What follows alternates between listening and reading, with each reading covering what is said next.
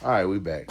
So the last fuel pump was bad. That fuel pump I had that fuel pump for probably about 2 or 3 years, and I hooked it up in the G body unit assembly so I could do my Regal, and then I put it on pause, and then I got this truck.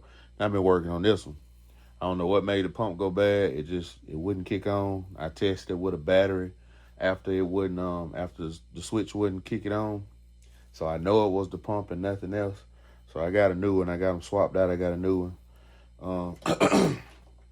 So I can't remember if I already explained it or not, but this was a stock unit for the 88. Well, no, I'm lying. This was a stock unit for the 96 to 98 C1500 OBS. And all I did was took it apart. You push these tabs in. That's where they line up on the bucket. Push them tabs in, slide it out. And I also added these quick connects. I had some laying around that I hadn't used, and I just put them on there. But for now, I'm gonna take them back off and go ahead and just hook back up to my original lines on the truck, because I ordered some more steel braided line. I got steel braided lines from the fuel pressure regulator all the way back to the stock fuel filter. And now, since I'm doing the pump now, I'm gonna go ahead and run them all the way to the tank. But for right now, like I said, I'm just going to take these off, use the stock lines, because I just want to prime it and make sure the pump working right. And once I make sure the pump working right, I'm gonna use this stock wiring harness just to test it out. But I'm gonna end up taking this off, and I'm gonna bring my wires up through here with some type of bulkhead, and I'm gonna wire it in once I probably wire it in all the way once I get the bed back on, because I got a distribution block that I'm gonna mount under the bed, so I have power back there for my fuel pump, and I got something else that's gonna be back there. Oh yeah, my outer water intercooler gonna be back there. My outer water intercooler pump is gonna be back there.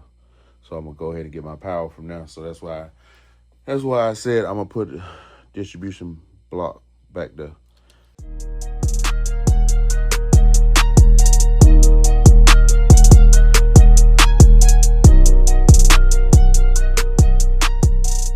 All right, the new fuel pump came in, and I went ahead and got it installed. While I was at it, I went ahead and put in my 10 micron fuel filter.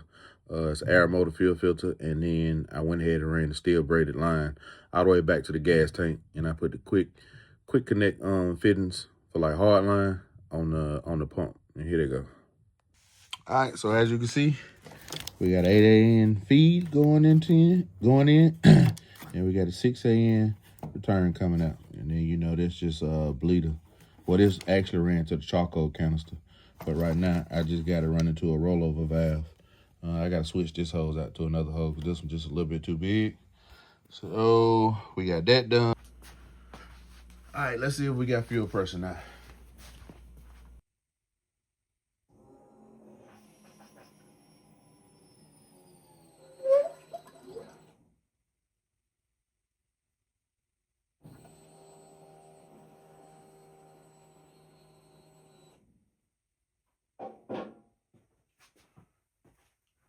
This one works.